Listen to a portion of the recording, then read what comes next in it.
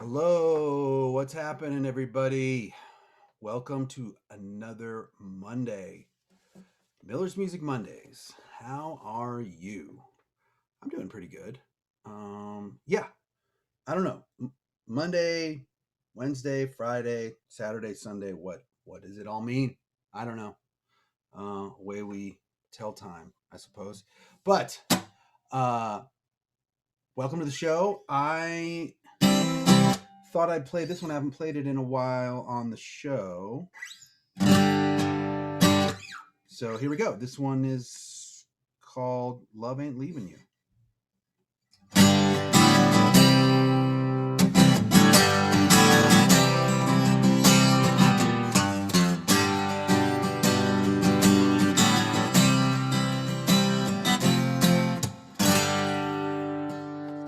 There's another for sale sign just a block away from me. Saw me moving out last week and I don't have to ask why. I've been working on Sundays, ain't no day or rest for me.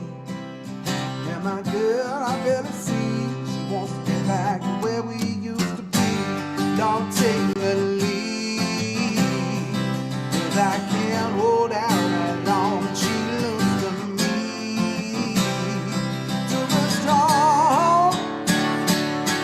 Well, there ain't no love like the love you got, and this love ain't leaving you. Well, I don't know much about the days to come, but I know, Lord, yes, I know, love ain't leaving you.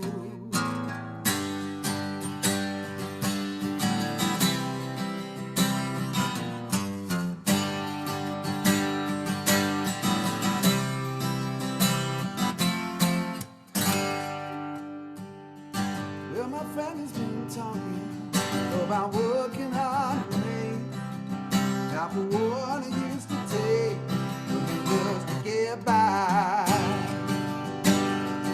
And his little girl's crying, her friends are moved away. She don't know their bills today. I'm trying to pay mine. Don't take the lead, 'cause I can't hold out that long, and it's killing me to be strong.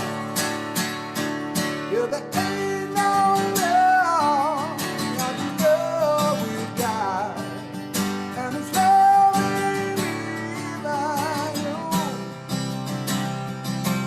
Well, I don't know much about the days to come, but I know, Lord, yes, I know, this love ain't leaving you. What we got to do is believe we'll make it through. Love will make it through. Love, oh yeah.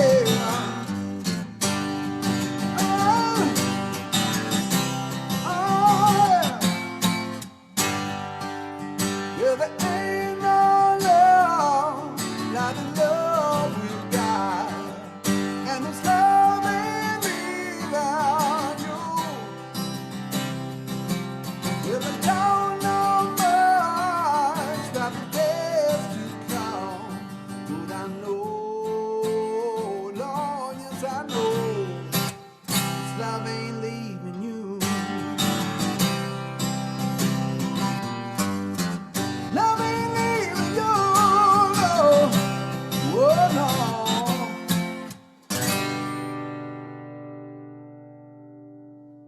Yeah. Little warm up while the people are coming in the room. Welcome, welcome, welcome. Um, there's lots of caps going on. You guys are all capping me. Um, no yelling, please. Anyway, welcome. I know it's all you. It's all my guest. Please welcome my guest, Kelli, the opera geek Butler, Hello. coming from New York, staying up late just for me. Thank you. Yeah, you in your know. dome of where are you in like some sort of chapel? Where are you? No, this is actually the original set design for the Queen of the Night's first act aria in the Magic Flute from the original production that Mozart conducted. Oh wow. Okay. So, And so you got it as a Zoom background? well, I also have it as a giant painting, but yes, Oh, in okay. So this Zoom is so background. am I looking at a Zoom background or am I looking This at is a Zoom background it looks pretty good. because you do not want to see the mess that is the room behind me. It Mm, looks good. I like yeah, it. I it's like just it. a thing. People are impressed. People are saying hi. How have you been? I mean, I know like you and I talked a while ago about um how things are these days. Playing like performing live is not really a thing the way it used to Yeah. be. Anyway, so we're all just kind of like waiting for the theater to come back. Yeah, we're waiting and like it's hard sometimes to remember that it will be there waiting for us, Hmm. because as you know, when you've dedicated most of your life to something and to suddenly have that taken away from you, it's hard. And while performing online and in streams is great, you can reach a huge audience. It doesn't have that same give and take as a live production. Yeah. Right. Yeah, no, absolutely. I mean, look, Twitch is great. Like we've been able to, I think a lot of musicians have been able to kind of bridge the gap, so to speak. And if this is the best that we can do right now, like I'm loving it and having a blast. And I've been doing a lot of press for this album that I have coming out next month. And someone interviewed me today and said, "Are you going to continue to do your Twitch shows?" Once COVID's over. And I said, well, yeah, actually I am, because unless I'm on stage during the same time, um, it's not that hard to replicate this when you're on the road, you know? Yeah, and I think that your performances will come back sooner than mine, most I don't know likely. though, because here's the thing: my performance is so like concerts for like rock concerts, country concerts, uh, hip hop concerts, like the crowd's chaotic. Everyone moves around, but at least in the theater, you could be like, okay, you're sitting there and you're sitting there, and there's 10 feet, you know, between each party. Kind of like what they're doing at sporting events, but I don't know. So I feel like maybe yours could be coming back before mine. Well, I think that musical theater, Broadway, is going to be the first, which I'm super stoked about because I have so many friends that are amazing and are out of work right now. But opera, the reason I say it's going to take longer to come back, uh, we can space the patrons out as much as we want. Mm-hmm. We don't use microphones. All right. Opera singers don't use microphones. You are not going to avoid getting spit on at some point by a colleague. By the way, the Rivals of Waterdeep just raided us. Ah, So what rivals! up? Thanks for the raid. So Oh, many people I oh, love on and Rivals. Omega. We were just talking about Oh, we you, were just Omega. talking about you. He knows what we were I was talking talking about about how you too. ghosted me, but whatever. You're in California. I text you and you don't write me back. That's cool. Whatever. It happens to all of us. you know, classic Omega. Anyway, But yeah, like a lot of people don't actually realize that opera singers don't use microphones. They think we I do. do. Like when the first time I realized it was when I had the great fortune of going to see Luciano Pavarotti at Constitution Hall in Yeah. Washington D.C. And there might have been room mics or something, but he just stood there and sang. Only if he was being recorded. If he was Yeah. being recorded, they will sometimes put room mics on the side of the proscenium, mid house and back. Mm-hmm. But mics in front of us is not a good idea. It's not a good idea. Right. Yeah, and I mean that man's voice was I mean, I joke about having a sonic weapon, but that man had a sonic weapon. He really did. And Oh I'm gosh. super. So I trained in classical voice for about Mhm. 5 years, going out of high school and into college. But we talked about that a little bit Mhm. before. Um, so what we're going to do today for Kelly's performances is she actually recorded them earlier today, because she's in New York City and it's 10:15 at night, and she's got neighbors. And opera at 10:15 at night is probably a little. Have you tried it, or have you just you know that it's not good for your Um, neighbors? well, my next door neighbor, Hmm. on both sides are actually pretty chill with it, but the upstairs neighbors not so much. Okay. Yeah, this Yeah. is all hard we live in a pre-war building, so it's all hardwood with 12.5-foot ceilings. It's like a little I echo bet it chamber in resonates here. awesome. I can't wait to hear it. Oh, yeah, it's pretty great. It's I don't have to put, like, any resonance on anything, it's just got nice reverb. That's Um, great. I don't know if you wanted me to explain the things Yeah, before if you don't mind. okay. So I've got. We're gonna be playing them in the order. So O Mio is first. Oh, yay, I get to finally explain this one that everybody has heard on America's Got Talent sung by 10-year-olds. So Yeah, don't you love that when like your entire career has been reduced to America's Got Talent, The Voice, American Idol, or TikTok Um, now? so my problem with the child opera singers, A, it's not really a thing. Um, you can actually severely injure yourself if you try to sing opera that young. Um, Secondly, they have no context for what they're singing, and it's usually highly inappropriate, as you're about to find out in this piece. Oh, And because you did thirdly subtitles for us, right? mhm, and Okay, thirdly, you're robbing me of future colleagues. that's true. Yeah, even if they ruin their voice before they get to maturity. Exactly. You're robbing me of the ability to work with some beautiful voices that are gonna get shot. But, so everybody hears "O mio babbino caro" on, America's Got Talent and everything. It's from an opera called Gianni Schicchi. It's a comedic opera, and this is basically, the whole opera is just chatter, chatter, chatter, and then this happens, and the whole opera stops. And it's his daughter coming and running in and begging him to let her marry somebody. So, contrary to the belief of every 10-year-old on America's Got Talent, bambino does not mean baby. It means Hmm. daddy. And, fun fact, I sang this at my wedding. She does, threaten to, kill herself in the middle of the aria if, she Oh, doesn't get her yeah, way. totally appropriate for Totally children. appropriate for a Ah, 10-year-old. Just anyway. I did subtitle it, and I promise I only got a little creative, okay. mostly. Okay. Hey, I love it. Okay, here we go. It's coming up. I Sean, hope. you're there. Hopefully. Here it Oh, there we comes. go. Okay.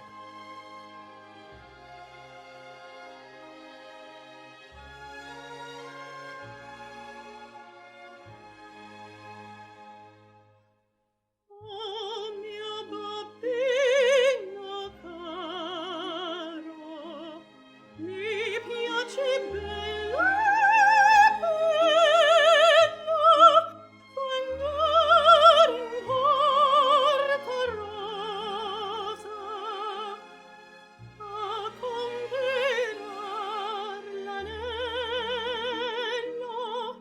Sì, sì, ci voglio andare e se l'anno s'aggiorna andrezza ponte vecchio, ma per buttarmi in arno mi straffa e tormento, poi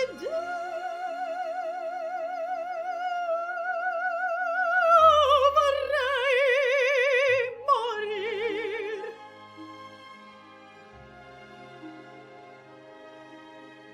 Babbo pietà, pietà.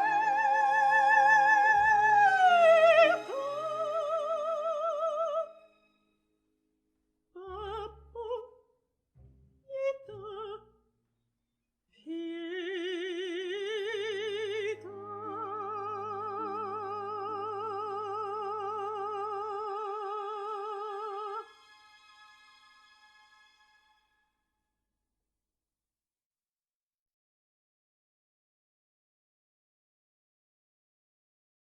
Yeah. We're gonna talk about it. I love your subtitles there. It's like commentary. Well, I mean, you've seen the last video we're gonna play, so you know I got a little overboard, but yeah. I find that the subtitles kind of eliminates the biggest impediment people cite to go to the opera, which is the language. And I mean, honestly, most opera companies, it's right, so or it's on the sides of the stage. It's Oh, somewhere you really? can see it. Oh, okay. Mhm. Also, if They I'm have doing my screens job, now? you probably don't need to read them all the time. Right. Well, you know, when I went on tour with Ozzy, he had all of his lyrics in front of him. And actually, a lot of people do. A lot of bigger artists do. And I mean, I get it. You've got all these classic songs to remember. It helps when you've got a teleprompter. Well, I mean, there is a job at the Met and at a lot of big opera houses. There is a prompter. There's like a little, you'll see like a little hood at the front of the proscenium arch, and there's somebody in there prompting just in case, Oh, just in good. case. Yeah. Because when you're doing the ring cycle and it's 16 and a half hours, you might forget a word. Maybe. One or two. Well, so now it's my turn to sing. Your and I'm turn. like, yeah. Let me. I don't know. I can just. I'll be practical here, and I'll play my current single. So I've got a new album coming out March 26th, and it's called From the Wreckage Part 1. I have 2 albums coming out this year, but I wanted to split them up into 2 different times of the year, I guess. So this is the single that's out right now. A lot of people have heard it, but I'm going to play it right now for something completely different.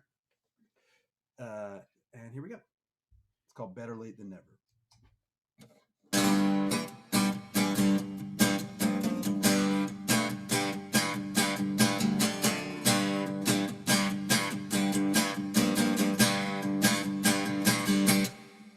Don't have to ask what shape I'm in. Wanna look at my face and tell you where I've been. My memories are full of grief.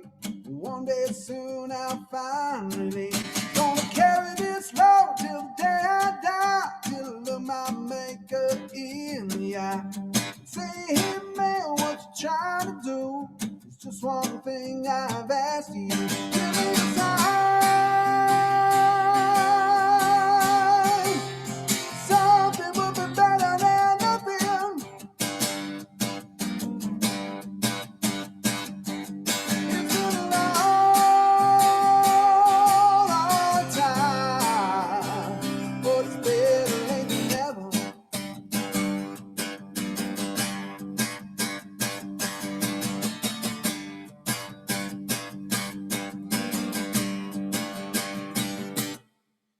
I gave you my love, gave you my pain, but I never thought that you were gonna walk away. Now that time I can never get back. When I got home, your bags were packed. You slipped down without a word. I can't believe the things I heard. Can't stop thinking about the way things were. I never saw it coming, everything's a blur. Give me a sign. Something will be better than nothing. It's been a long time, but it's better late than never. Yeah, it's better late than never. Oh, it's better late than never.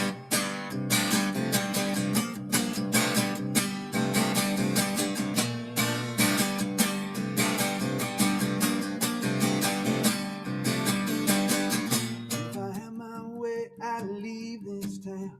It's hard to show my face now that you're not around. But here I stay, just trying to find a clue to the mystery of what happened to me and you. Give me a sign.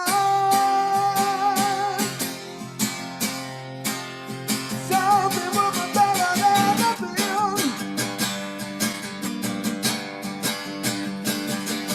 It's been a long time, but it's better late than never. Yeah, it's better late than never. Oh, it's better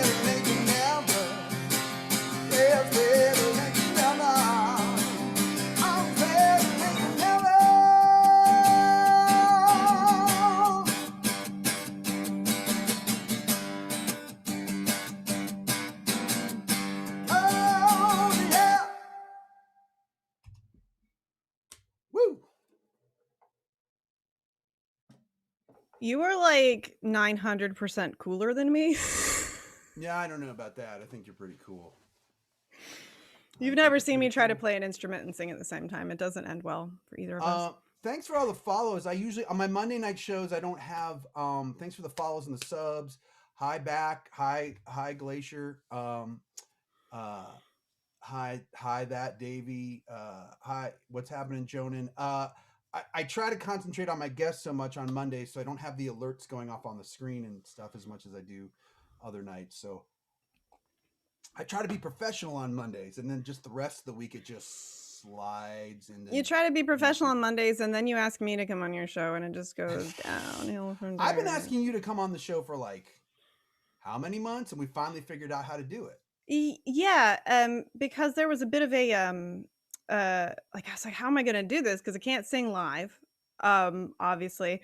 And Well, I mean you can, but I you mean I can't because of the can. time. It's just gonna be a problem for people's eardrums. But you know, I have this little thing where I get a little nervous around people that I think are a lot cooler than me. So Well, yeah. don't worry, I'm just as nervous. So But yes, that is pretty and I love your guitars. Like they're just so pretty. oh, thanks. Do you name Yeah, I them? mean, what's that? Do you name your guitars? I don't. I probably should. I know BB King named his guitar Lucille, so maybe I'll just name them all Lucille. You just name everything one name, and then it's like then you Geralt never with his forget horse. it. You name every horse Roach, and then you don't ever have to worry about it. Right. Is that what the Witcher does? All of his horses are named Roach? All of his horses are named Roach. She's always named Roach. Huh. It's a play on the actual word in Polish is it's the word for like a little fish, but they somehow translated it to Roach. So I mean, that's his horse. That's his Yeah. horse, which is great, you know. I'm just saying, who other's horse can just summon on a roof? But you know. Yeah. Should we play your next song? Sure. I will explain it slightly. I tried to pick things that either were things that people would have heard a lot or had pop culture references. So there's this musical called Rent. And Rent Never heard of it. I know. Rent is based on this little opera called La Boheme. I think I've heard about that once. You know, just the Yeah. And so the character I sing in La Boheme is Musetta, who is comparable to Maureen in Rent. Okay. And in fact, they make the joke in the middle of La Vie Boheme, you know, and Roger's going to play us something on the guitar, bum, ba-da-da-da-dum, ba-da-da-da-dum, that doesn't remind us of Musetta's Waltz. This is Musetta's Waltz. All right.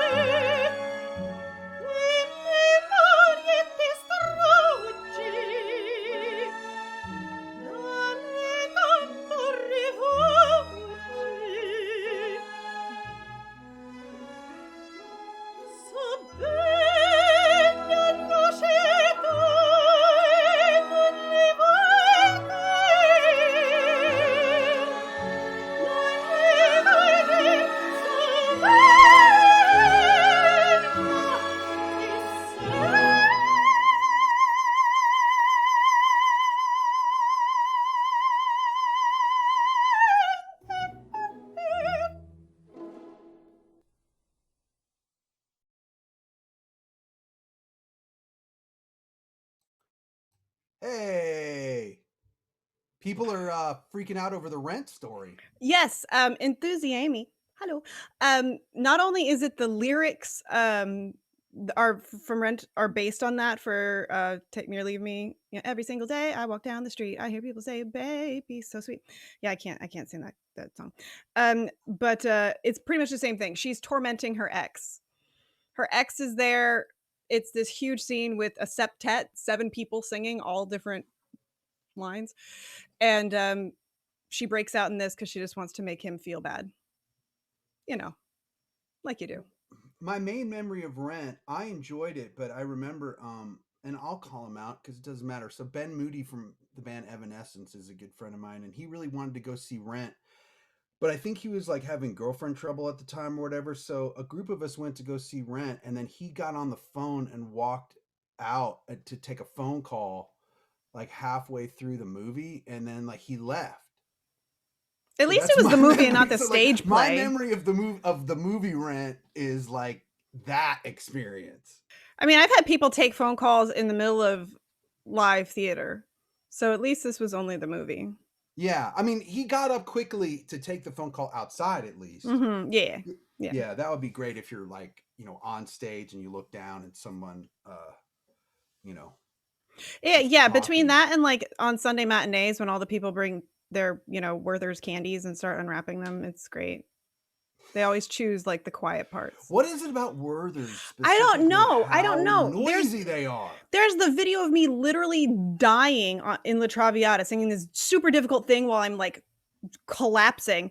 And you just hear this person unwrapping a candy in the middle of it. I'm like, well, okay. Yeah, I know what you mean. I mean, to be fair, I was coughing a lot. They probably just, thought they needed to give me a candy. Maybe She that dies was of consumption. It's a bad joke. Sorry. Dies of consumption, but can still sing for 3.5 hours. Have you ever had anyone jump on stage during a performance? No, I've had, I've had some inappropriate after performance contact, but most of the time people are really, really chill and they're surprised because I always make it a point to go out in costume after something. Like the next video you'll play after you sing, I went out in that costume and I Wow, had to basically yeah. park myself in a corner because I was about 5.5 feet wide. Yeah, that costume's pretty impressive. Yeah, they'll see. Yeah. It's my favorite. What are you gonna sing? So I'm, it's funny because I'm on my own label now, and for the last album, I had to keep so many things a secret just because, like, I was on Sony Music, and they're like, "Oh, you can't say this about this, and you can't say that about that," even though it didn't make any difference. So I'll say this: in a couple weeks, I'm shooting a video for one of the songs on my album with Andrew Fogel, who directed my video for Get Thee Behind Me, where I'm in the middle of the desert and I'm dressed up like the devil and everything. And we figured out a cool way. We've got a really cool concept for a video that will be COVID safe the whole time. So I don't want to reveal too much. Yeah, about don't. Make it a surprise. But like we figured out a cool way to film a video to where I don't have to break any COVID rules, if that makes sense. It does. I mean, already because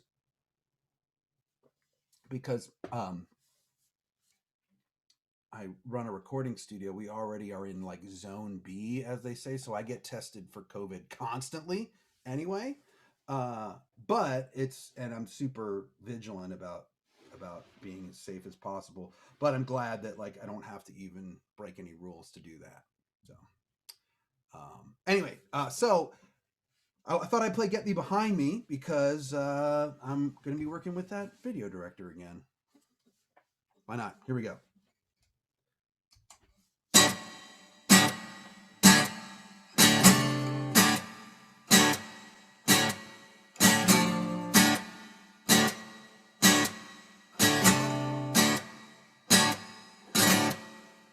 He was sailing down the river to the Sea of Galilee.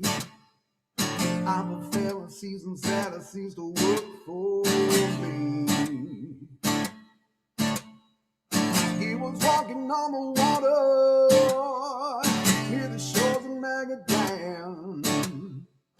I was hiding in the desert with a wicked plan. I go by many names, and I remember every face. Hanging me around, and you lend his grace. Make him wanna in a white stones in a bed. Remembering what he said. Get thee behind me. Get thee behind me. Get thee behind me. 'Cause the devil won't show what I know you don't know.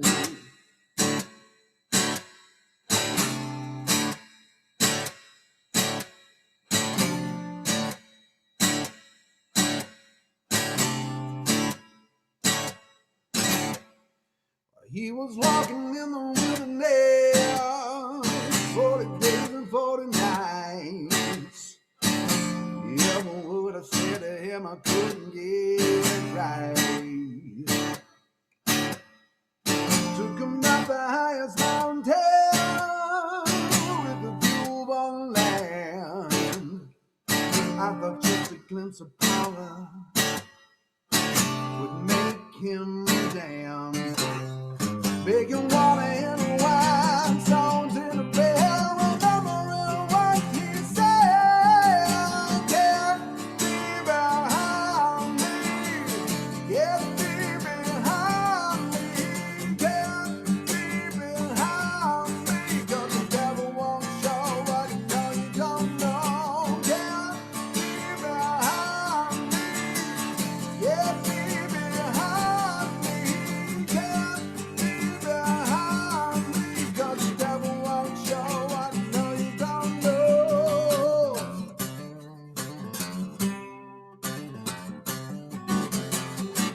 Oh,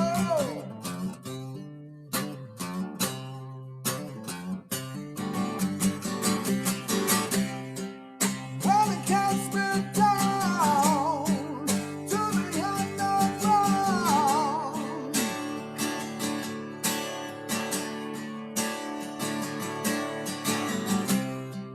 Gonna raise my flow, gonna hit my song.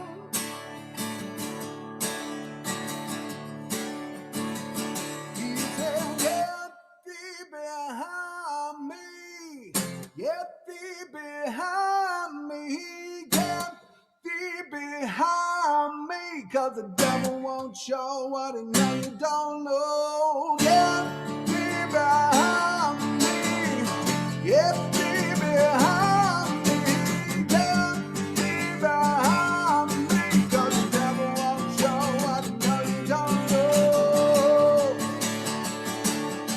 Oh, get thee behind me. Oh, 'cause the devil won't show what he know you don't know.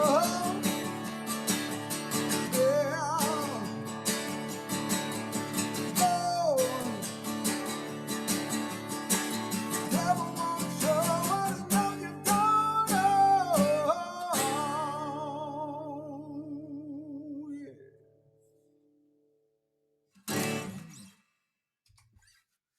I probably should have said the story about that song behind it for new viewers. I wish people could hear me clapping. I'm like over here going, yay! Like, I'm muted. But yeah, there's actually a story behind that one because that one actually takes the point of view of the devil when in trying to tempt Jesus, but it's the devil's point of view because he can't do it. And I thought it'd be fun to write a song about that. Well, I mean, it's nice to kind of take things from a different angle. Right. That it's like, not to bring up too much musical theater nerd stuff, but like I'll fight anybody who tells me that Jesus is the central character of Jesus Christ Superstar. It's Judas. Like it's all about Oh Judas. yeah, and that's the better, and it's the better Yeah. part too. It's Yeah. the Oh, better it's the best vocal part. Yeah. Judas has the best music in the entire show. But yeah, no. And I'm going to totally nerd out here for a second. I mean, I love your singing to begin with. but I'm gonna be all nerdy and be like, "Your diction is fantastic." Because with a lot of music, I can't always understand everything, but I'm sitting here, "Yes, yes, the enunciation is perfect here. I can understand you. It's great." Sorry, I'm a little It's nerd. probably a combination of I with somewhat of a musical theater background and choir background and chorus background, and then in country music, it's really important to get the lyrics out exactly right. In rock music, you can kind of like you can just sort of mumble it, and then it's more mysterious. But with country music, you need to get every word out. I think. Yeah, like, my husband took me to my husband's a big metalhead, Mm-hmm. and he took me to my first metal concert ever. Probably it's oh god, probably about 10 years ago now, because it was before his diagnosis. Because I don't think we could do that now. And it was, Sabaton and Amon Amarth, and I'm sitting here going, "Oh, I don't think I'm gonna understand anything they're saying," and not only did I understand it, but, like, by the end of it, I'm like, "I am a freaking Viking, and I'm gonna go." Oh, you understood it all. Oh, yeah. Yeah, Cool. that and the fact that they brought out a Viking longboat on stage was yeah. Oh, that's pretty awesome. Really? Yeah. I want Yeah! to see that. Yeah, Twilight of the Thunder God, they bring out, like, the Viking longboat, and they have Mjolnir, and it's fantastic. They've But got a hype yeah. train going. Do you understand hype trains? Because I've been on Twitch for years and I still don't understand them. So as people give bits and subs and stuff like that, it kind of builds up the momentum. Basically, it does the thing where it rewards people with something visual when they're doing things, Yeah, which like is I a big just thing. there's a emote, so I You get little shared it, emotes at the end, yeah, and whoever is the top person gets a little choo choo train in front of their name. and they get to keep it, or I think just for just for that today, session, yeah. just for the broadcast. Okay. Mhm. It's fun. Sorry. Uh, I am a big old nerd, chat. well, and it wasn't isn't Amon Amarth a mountain in the first stage of Middle Earth? You know, it could very well I'm be pretty knowing what sure. they base because they tell their albums tell stories. Yeah. And see, that's what I look for. I have the joke that I don't know music past 1920 unless it's Queen. But, honestly, when I do find modern music that I like, it's music that tells stories. Um, and which is why I like your music, it's why I like Amon Amarth's music. They usually do Viking sagas, and, like, Sabaton takes, uh, historical military conflicts, like World War II and stuff, and they do that through metal. So, for me, I think, music is there to tell a story. We're there to, uh, help when people don't have any words to say what they're thinking or feeling, that's what we Hmm. do. We're there to tell the story when no one else can, and we do it in a very powerful way. Music stays with you. Well, and when the time gets rough for everybody else, it's our turn to go to work too. It absolutely is. Which is what's so frustrating about the pandemic right I now. know. But at the same time, at least we can go to work right now, right? Like this is us working. Exactly, and, like, if you see people in chat, they're really enjoying themselves, and I've said a lot of times that my job is actually I'm in the business of joy and forgetting. I'm in the business of giving people joy and helping them forget for a few hours, Right. and Yeah. sometimes the person that I'm helping forget things is me,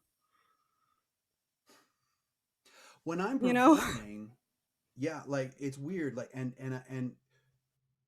I think like for a lot of for to simplify it as much as possible, like people that create, right? Creative types, um, we're easily distracted, right? We're always like I'm always I have no idea what you're talking about. right, right.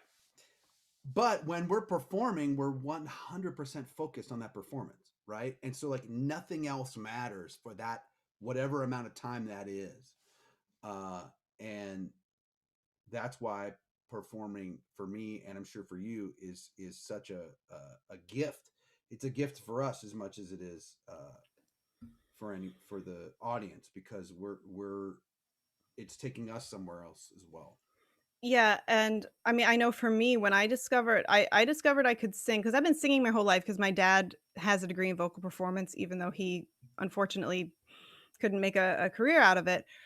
So he raised me on like the great opera singers and hearing that. So I've been singing all the time, but I wanted to be a veterinarian. I didn't want to be a singer. I didn't discover that I had any talent for actually performing until I was about 13. And I'm this awkward, bullied 13-year-old who was so uncool that even the D&D people didn't want to hang out with me. You know? Aw. Yeah. And then I find that I can perform. And Whereas now the D&D people are cool kids. exactly, right? It's like flipped on its head. It's We're if you had cool told now. me, if you had told that 13-year-old kid that people are going to want to watch you to be weird for the same reasons that you got bullied, like what? But it, when you're on that stage, you're someone else. And I think when I was a teenager, I wanted so desperately to be someone else. So it was a godsend. And now I'm an adult, and even though I don't necessarily always want to be someone else, it's nice to get away for a few hours. Yeah, it is totally. And speaking of, we actually have a clip now of one of your stage performances. Yes. And it So was in yeah. Florida. Tell me a little bit about what's going on with that. Was it a one night thing? Oh or no, I was so there you- for a month. So you moved to Florida for a month, basically. I mean, I went to Florida for a month, and don't tell him I said this, but I was super nervous to go because it was my first gig out of town after my husband got his MS diagnosis. So I was like, Oh no. So I was away for a month. We only have 3 performances, and there's a day in between because obviously we're putting a great taxation on our voice. Mhm. But So you had like almost a month of rehearsals. yeah, which is not always the case. There's jump-ins. Like for Queen of the Night, for instance, I can do jump-ins. I've done it so many times that I could probably fly out there and have 2 or 3 days of rehearsal and jump in. Mhm. But so I was down there for a month, and Die Königin der Nacht is my favorite role. It's the first role I ever sang. I sang it as a 17-year-old freshman in college. There's actually a video on my YouTube because I found the audio of that, and I mashed it up with the audio from the one that you're about to play, so you can hear the difference that the time makes in the voice. And that's on YouTube? That is on YouTube. That's on my YouTube. Okay. But so what you're about to see is one of the pieces that everybody always asks about. Like, about it even if you don't know about it. Yeah. It's, for one thing, they're using it in a car commercial right now, but it's like super slowed down and it's taken down like 3 keys. I'm very confused by it. But so this is De Don't get me Hölle Rache. started. Yeah, I know, right? Right. It's bad when I have to refer to the Barker roll from Tales of Hoffman as, the Bailey's Irish Cream commercial. Anyway, but so this is De Hölle Rache from The Magic Flute. Like I said before, this is one of my favorite costumes I've ever worn. It weighed It's epic. 23 Everybody. pounds. How much? 23 pounds. I couldn't see my feet. So in the first act, when I have to walk up those stairs with no railings, I'm like tapping my foot against the stairs. I didn't fit through doors. I had to fold up my skirt to fit through doors. But no, it's great. And Queen of the Night is literally my favorite thing to sing ever. And before anybody asked, the crown weighed 6.5 pounds. Yes. Here Here we you go. Take it. Bring back the circle of the sun to me. But mother! Silence. Kommt in meinem Herzen,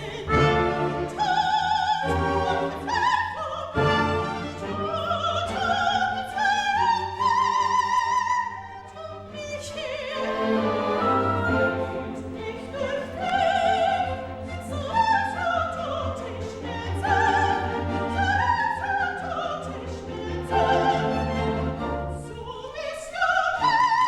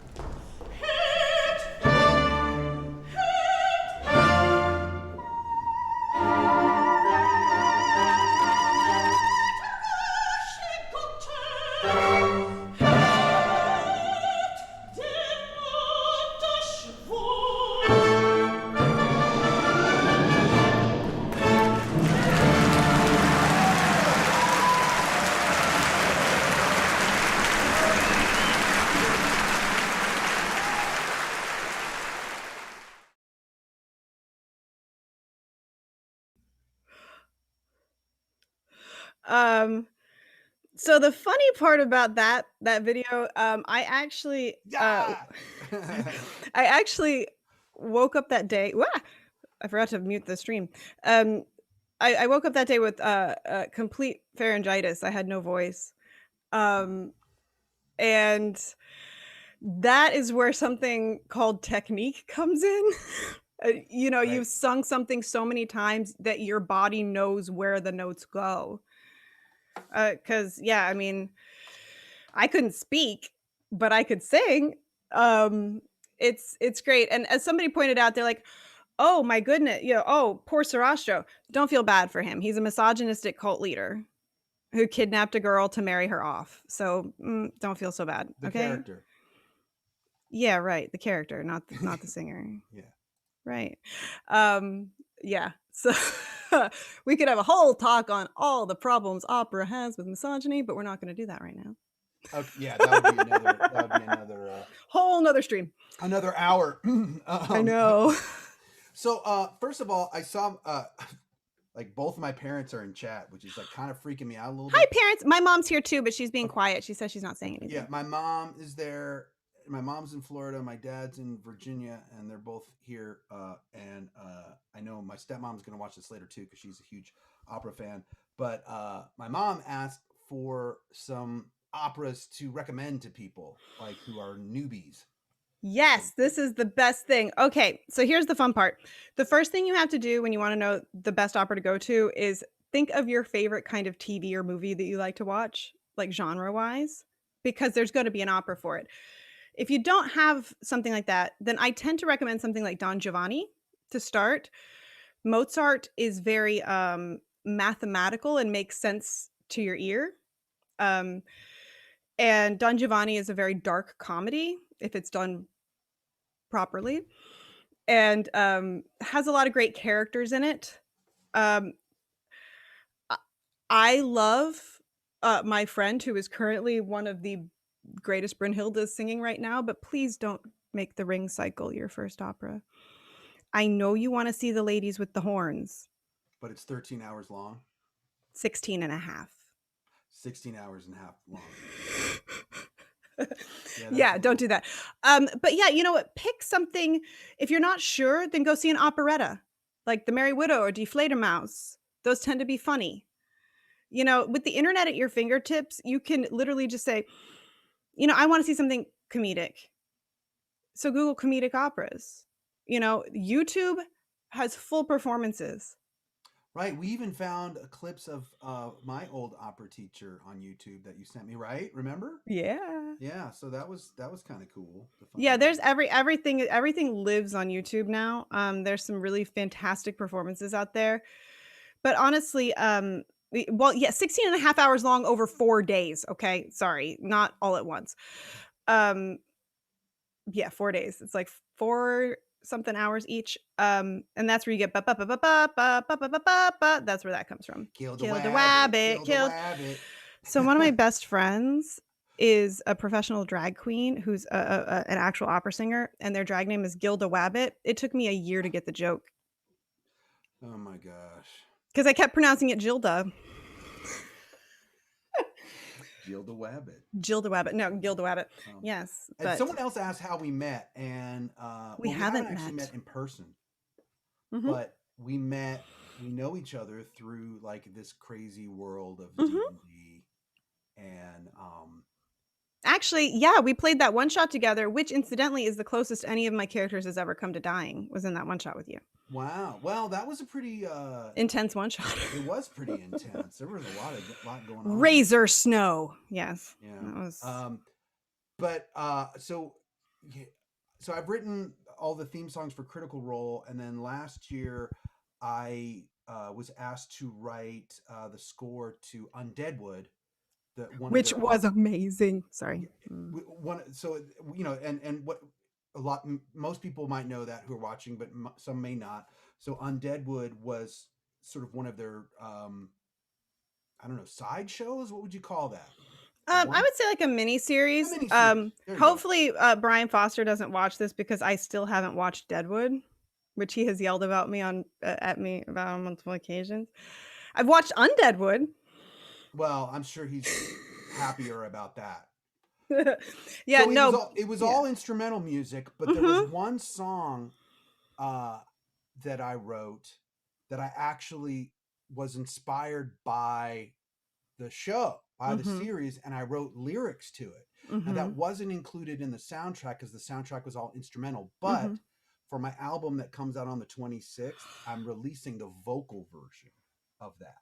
So this is actually inspired by the characters and what happened in the show, and that will be on the album. So I wanted to play that as my last song tonight because it seems like a good segue and a good connection and everything. So here we go. So this is called Never Turning Back, which is the last song on the Undeadwood album and was used in episode 4. But now here it is with lyrics. So here we go. And I'll try to enunciate as best I can. All right.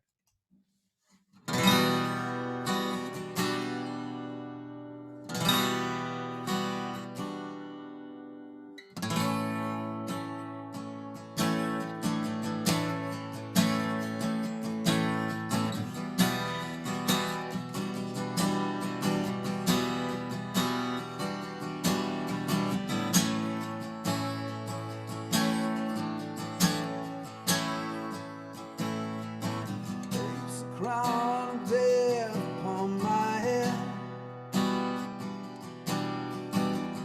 I take my seat up on the throne. The fall comes slowly rolling in. Darkness chills me to the bone. So I look inside myself, but I can't find nothing left to keep me warm.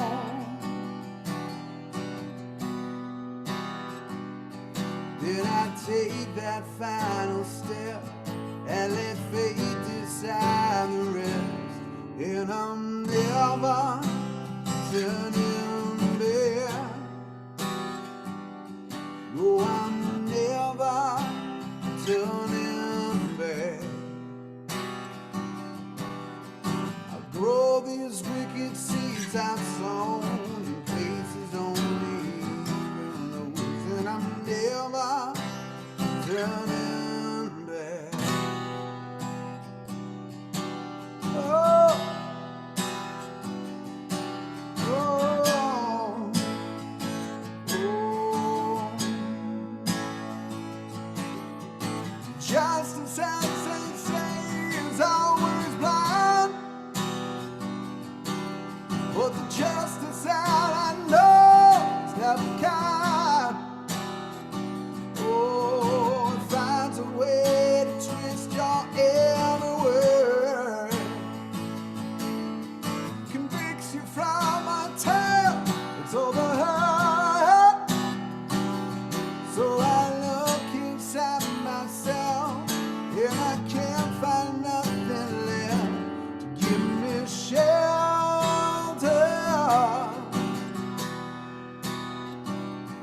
Then I take that final step and let fate decide the rest. And I'm never turning back. No, I'm never turning back. All these wicked seeds I've sown, places only even knows, and I'm never turning back. No, I'm never turning back.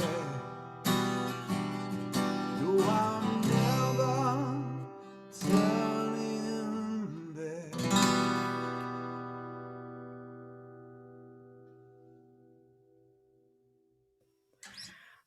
I Yeah. remember that instrumental piece. Cool. Well, now you'll get to hear it hopefully with the vocals I on it remember and what was dig it happening still. during that instrumental piece. Um, so that actually brings up a point. It when I started watching Critical Role and then Undeadwood and stuff, as a musician, I was so incredibly pleased to see the use of music in their streams because I don't think people really understand how important music is to telling a story, to Oh my creating gosh. I the mean, atmosphere. I think YouTube has done some things where they'll take like a very pivotal scene in a really famous movie and take the Mhm. music out. Yeah, I like Jaws. Jaws is not scary if you take the music out. Right. It's not. I mean, when you hear burn, everyone's like, ah, but if you don't hear that, Mm-mm. it's just boring. You're No, on water. it's like, oh, okay, that's a shark that broke down again. Hmm. It's and what I loved about Undeadwood, I'm just gonna geek out a little bit here, and the way you wrote the music for Undeadwood, it it was almost it was almost like watching a Sergio Leone film. Well, I'd be lying if I wasn't inspired by some of the soundtracks from, Mhm. you know. Like, the way you So, used, leitmotif for the characters, it it's phenomenal. It was okay. phenomenal, and, uh, I'm just going to I don't know if I'm going to embarrass you or not, but I'm just gonna sit here and tell you that you are an amazing composer Thank and you. wonderful musician. And it's funny, I don't even consider myself a composer. I You consider are a myself a composer. songwriter. I have declared it, therefore it is so. All right. Yes, I'm like Yul Brynner in the Ten Commandments. So let it be written, so let it be done. That is it. We're done. Uh, But we're not because yeah. you got one song left. I do. This is the big fancy one. Uh, I feel like I have to say something about the reason I put this one in here. I can do this. So, this next piece is called Glitter and Be Gay, and it is, from, Candide, which is a hilarious operetta, and it's basically, your standard, "Oh, no, she has to become a high-class courtesan. Oh, no, she gets all this fun stuff and amazing things." And so this is her lamenting her life choices. But, the thing, uh, uh, with this piece is that it was one of the pieces that, was sung by a woman named Barbara Cook, um, who was introduced to me by a dear friend. Barbara Cook premiered this. She was the original Marion and Music Man and she was everything. Wow. But my friend, RC Thor, he walked up to me when I was 16 after a show and handed me sheet music and said, "You need to sing this." It was another one of her pieces. He told me I wasn't allowed to touch Glitter and Be Gay till I was 18, which was smart. But, he, after a decade-long fight against Parkinson's, passed away on last Wednesday. Hmm. Yeah, I saw you post about that. Yeah, I'm really and sorry. so, Sorry. I hadn't recorded anything for this yet. I recorded the first 2 arias the day that he passed, but, this one I hadn't yet. And so you'll see me with all these fancy, sparkly, shiny things, and a very, very plain bracelet, and the bracelet was from him. And, he loved hearing me sing this. It's comedy, which he felt was my strong suit, was comedy. So, I hope you enjoy it. It's meant to be about as ridiculous as it comes. So I really hope you all laugh at it because that's the point. Okay.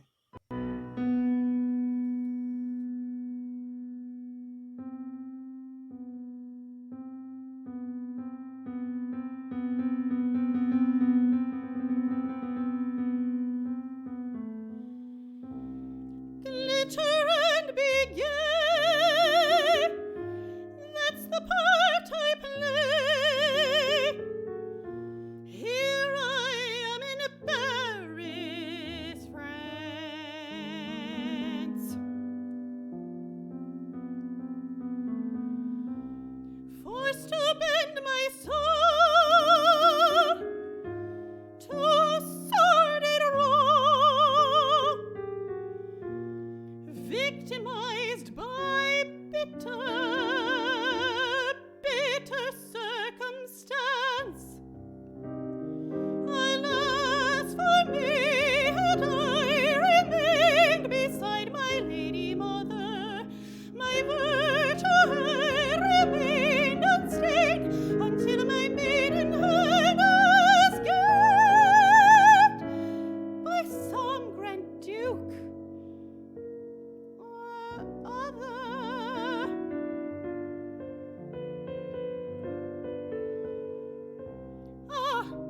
'twas not to be. Harsh necessity brought me to this gilded cage.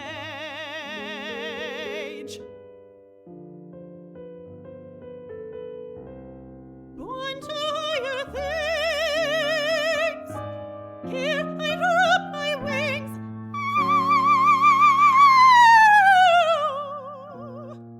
Singing of a sorrow nothing can assuage. And yet, of course, I rather like to revel. I have no strong objection to champagne. My wardrobe is expensive as the devil. Perhaps it is ignoble to complain. Enough of being basely tearful. I'll show my noble stuff by being bright and cheerful.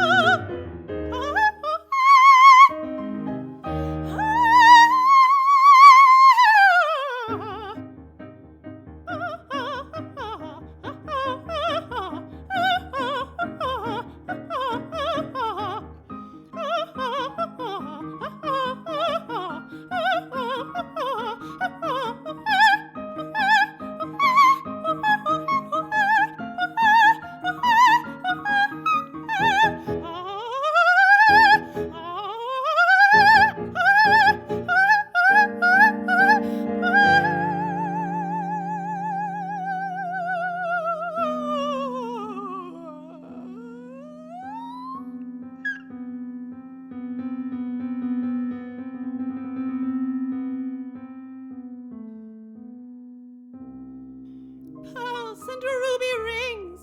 Oh, how could worldly things take the place of honor lost? Can they compensate for my fallen state, purchased as they were at such an awful cost?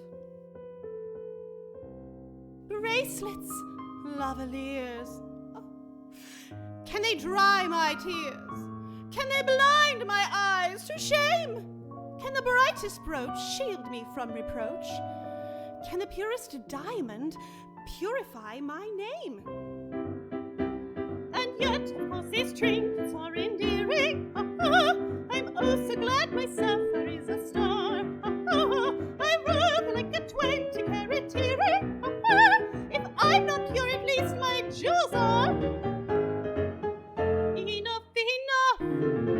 I'll take the diamond necklace and show my noble stuff by being gay and reckless.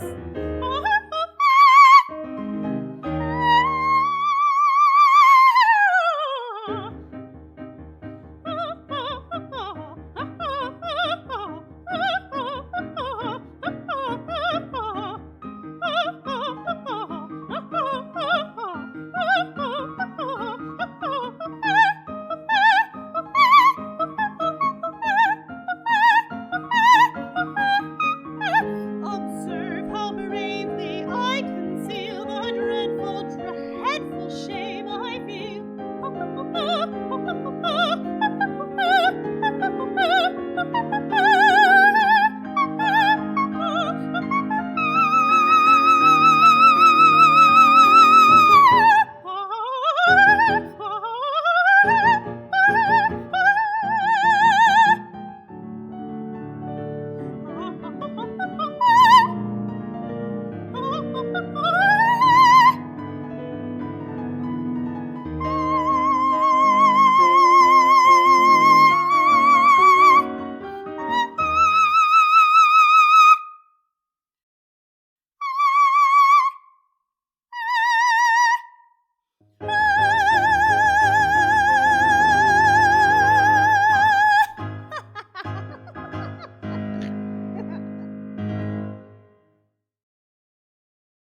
Yeah. That was awesome. Are you there? No, I'm you here. Wow. Wow. I will what a neither way to end confirm the nor deny show. that I actually do snort when I laugh, unfortunately. Was not part of the character. No. Yeah, that one's a workout like when you're doing it on stage, it's a Oh yeah. workout. Oh yeah. Somebody made a comment, "Oh, I want to see this done with the piano." The piano ends up being a prop. You're falling all over the piano and it's Whoa! physical Thanks, comedy. It's physical. Inky. Thanks. We just got a Oh, gazillion yay! sub gifts. Yay, yay, yay. Awesome, and thanks everyone. And that Lydia, I saw a bunch of you were gifting some subs earlier too. Thank you so much for that. Boy, thanks for all the incredible support tonight. I'm pleased. We've been spamming Kelly's info in the chat, and I never say this enough. If you would like to donate directly to my guests, the link is right below at the bottom, and it's also in the chat. So it says donate to my guests. Please consider doing that because we are, after all out of work musicians right now.